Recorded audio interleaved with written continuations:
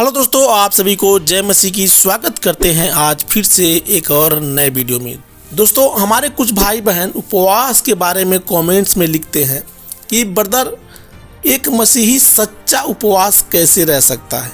वैसे तो देखा जाए सबके जीवन में पाप है, बुराई है, इस दुनिया में कौन नहीं पापी है। लेकिन बाइबल क्या सिखाता है, उपवास करने का सही तरीका क्या है।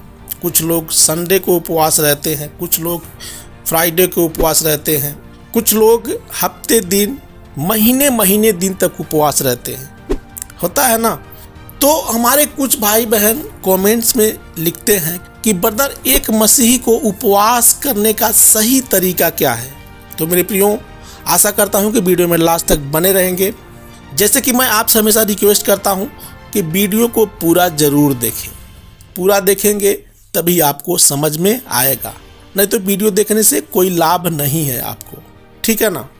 तो बिना देरी के वीडियो को स्टार्ट करते हैं। देखिए मेरे प्रियो, परमेश्वर ने वचन में सिखाया है कि एक मसीही को पवित्र जीवन जीना चाहिए, ठीक है ना। जहाँ तक कोशिश करना चाहिए कि किसी भी व्यक्ति से पाप ना हो।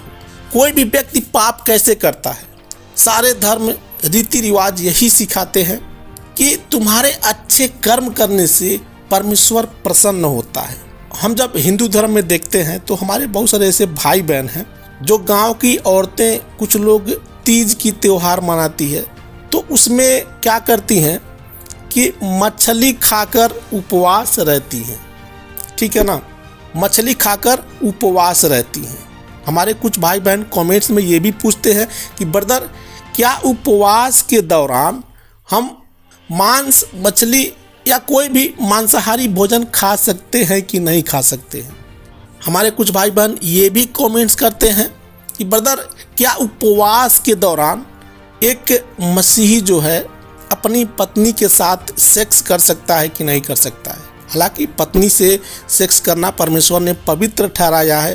तो ऐसा कुछ हमारे भाई बहन का कमेंट्स है, वे जानना चाहते हैं कि हमें इस सिचुएशन में, इस पीरियड में क्या करना चाहिए, ठीक है ना। देखिए मेरे प्रियो, उपवास रहने के लिए ये सच है कि हमें पवित्र जीवन जीना चाहिए। उपवास रहना अच्छी बात है। उपवास रहने से हमारे शरीर में बहुत सारी ऐसी बीमारियां होती हैं जो नष्ट हो जाती हैं। उपवास रहने से परमेश्वर जो है हमसे प्रसन्न रहता है। कब? जब हम उपवास में होकर दूसरों की सेवा करते हैं, प्रभु की आराधना करते हैं, परमेश्वर के वचन दूसरों को सिखाते हैं, दूसरों को बताते हैं कि जैसे मैं परमेश्वर में आगे बढ़ रहा हूँ वैसे दूसरे लोग भी परमेश्वर में आगे बढ़ें। जब ये अच्छी अच्छी बातें लोगों तक पहुँचती है ना, तो परमेश्वर बहुत प्रसन्न होता है। आपकी मन की इच्छा परमेश्वर पूरी करता है, क्योंकि आप परमेश्वर के लिए उपवास कर रहे हैं, किसी दूसरे के लिए नहीं। आपके घर में यदि कोई किसी का तबीयत खराब हो जाता है, आपके मम्मी का, आपके पापा का, आपके बच्चों का, तो आप अपने बच्चों के लिए भी उपवास रह सकते हैं। आप परमेश्वर से प्रार्थना करिए कि हे परमेश्वर, आप हमारे पिता हैं, आपने हमें ये जीवन दिया है, आप हमें स्वस्थ करिए, आप हमारी ज़रूरतों को पूरी करिए। कोई भी पिता अपने बच्चों को पीड़ित अवस्था में नहीं देख सकता है। परमेश्वर का वचन कहता है ना, कौन सा ऐसा पिता होगा जो अपने बच्चे को मछली की जगह सांप देगा। कौन सा ऐसा पिता होगा। तो मेरे प्रियो, हमारा परमेश्वर भी हमारी ज़रूरतों को समझता है, हमारा रोना, हमारा गिड़गिड़ाना सुनता है, ठीक है ना। एक व्यक्ति उपवास क्यों रहता है? जब वो किसी दुख में होता है, किसी परेशानी में होता है, वो रोता है परमेश्वर के सामने कि परमेश्वर, मुझे ये तकलीफ़ है, तू मेरी इस तकलीफ़ को दूर कर। हम किसी दूसरे के सामने उपवास नहीं रहते हैं। जिसने हमें ये जीवन दिया है, जिसने हमारा ये सृष्टि किया है, हम उसके लिए उससे आराधना करते हैं, उससे मांगते हैं, निवेदन करते हैं, ठीक है ना। तो आप जब भी परमेश्वर के पास खुले दिल से आएंगे, यदि आपके मन में कल छपट नहीं है, धोखा नहीं है, परमेश्वर आपके मन को देखता है, आपके काम को नहीं देखता है, अच्छे अच्छे काम को नहीं देखता है, आपके मन को देखता है कि आपका मन परमेश्वर की ओर है कि नहीं। कहीं आप दुख मुसीबत में पड़कर परमेश्वर को छोड़ नहीं देंगे, किसी दूसरे ईश्वर की नहीं आराधना करने लगेंगे। इसलिए परमेश्वर आपके मन को टटोलता है। जैसे चुंबक होता है यदि आप लोहे को उसके पास ले जाएंगे तो चुंबक खींचकर लोहे के पास चला आता है। उसी तरीके से परमेश्वर की जो सच्ची आराधना करते हैं ना, जो सच्चे उपासक हैं, उनके जीवन में कितना भी दुख कठिनाई आ जाएगा, वो खींचकर परमेश्वर के पास चले जाएंगे। ठीक है ना। बहुत सारे हमारे भाई बहन पूछते हैं कि ब्रदर उपवास के लिए कौन सा दिन अच्छा रहेगा। मेरे प्रियो, उपवास के लिए सारा दिन आपके लिए पवित्र है। परमेश्वर ने जो 7 दिन बनाए हैं, संडे से लेकर शनिवार तक, सारे दिन परमेश्वर ने पवित्र ही बनाए हैं। कोई भी दिन अपवित्र नहीं है। एक मसीही व्यक्ति के लिए कोई भी शुभ अशुभ कुछ नहीं होता है। केवल हमारा मन परमेश्वर के लिए खुला होना चाहिए। तो आप निसंदेह किसी भी दिन परमेश्वर के लिए उपवास रह सकते हैं। ठीक है ना।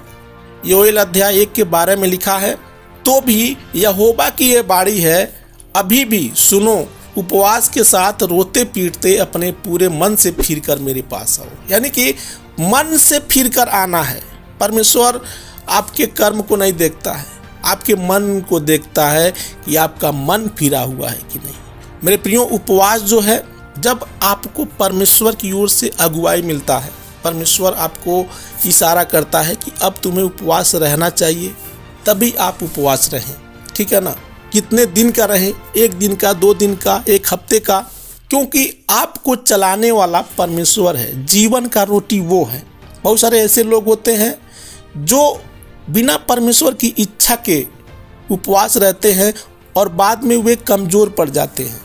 बहुत सारे ऐसे लोग हैं जिनको एनीमिया का शिकायत हो जाता है, खून का कमी हो जाता है। बहुत सारे ऐसे लोग हैं जो सूखकर कांटे की तरह हो जाते हैं। तो अपने स्वास्थ्य पर भी तो ध्यान देना है ना। यदि हमारा शरीर स्वस्थ नहीं रहेगा तो हम परमेश्वर का कैसे उपवास रख पाएंगे, कैसे हम आराधना कर पाएंगे। तो यदि परमेश्वर की ओर से अगुवाई ना हो, परमेश्वर आपको उपवास करने के लिए इशारा ना करे, तो आप उपवास मत रहिए। मैं तो यही कहूँगा। ठीक है ना।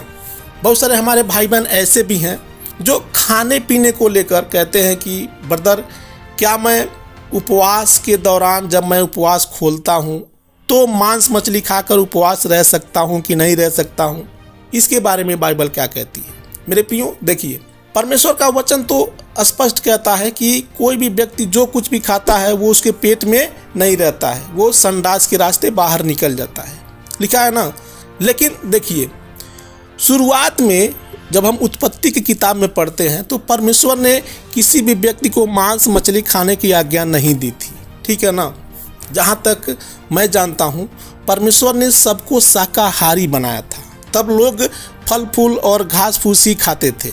लेकिन कुछ समय बाद परमेश्वर ने नूह से कहा, यदि तुम चाहो तो अब मांस भी खा सकते हो। ठीक है ना। लेकिन मेरे प्रियो, मांस मछली खाना उपवास के दौरान कुछ अच्छा नहीं लगता है। हमारा दिल गवाही नहीं देता है कि यदि हम मांस खाकर उपवास करेंगे तो हमारा शरीर जो है अपवित्र माना जाता है। ऐसा हमारे मन में होता है कि हमें मांस मछली नहीं खाना चाहिए। तो मेरे प्रियो, मैं किसी को नहीं कहूँगा कि आप मांस मछली खाकर उपवास रहें। हाँ, वैसे उपवास यदि आप नहीं रहते हैं तो कभी भी आप मांस मछली खा सकते हैं, उसके लिए कोई मनाही नहीं है। लेकिन मेरा मानना है कि यदि आप उपवास रखें तो मांस मछली ना खाएं, क्योंकि मांस मछली खाने के बाद हमारा आत्मा गवाही नहीं देता है। लेकिन चाहे तो आप खा सकते हैं, ऐसी बात नहीं है। यदि आपको अच्छा लगता है तो खा भी सकते हैं, इसमें कोई बुराई नहीं है। ठीक है ना। अब कुछ लोग ये भी पूछते हैं कि ब्रदर, क्या उपवास के दौरान हम सेक्स कर सकते हैं कि नहीं अपनी पत्नी से। मेरे प्रियो, देखिए, ये बहुत ही गंभीर विषय है।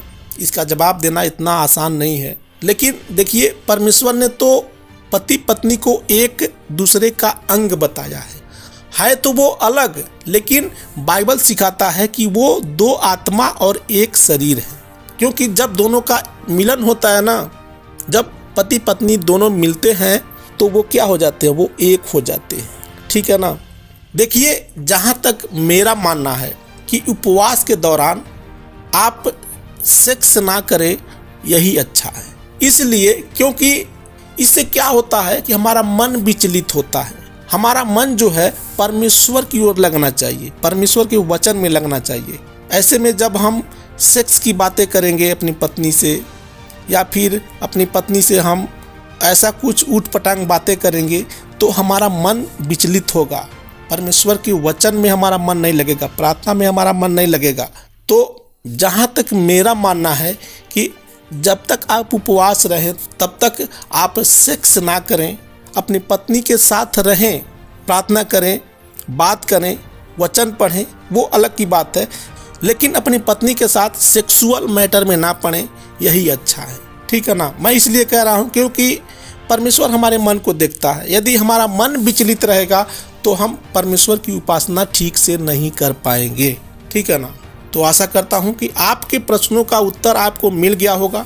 आप ये भी जान गए होंगे कि आपको नॉनवेज खाना चाहिए कि नहीं खाना चाहिए, आपको अपनी पत्नी के साथ रहना चाहिए कि नहीं रहना चाहिए, शुद्धता के बारे में परमेश्वर क्या कहता है, मन की शुद्धता के बारे में, इन सारी बातों का जवाब आपको मिल गया होगा, ठीक है ना। तो आशा करता हूँ कि ये वीडियो आपको अच्छा लगा होगा। जैसे कि मैं आपसे हमेशा रिक्वेस्ट करता हूँ, यदि आपने इस चैनल को सब्सक्राइब नहीं किया है तो प्लीज़ सब्सक्राइब कर लें, ताकि मैं आपके लिए ऐसे वीडियो हमेशा लेकर आता रहूँ। मिलते हैं कल फिर अगले वीडियो में, तब तक के लिए आप सभी को हमारे प्रभु यीशु मसीह के नाम में जय मसीह की।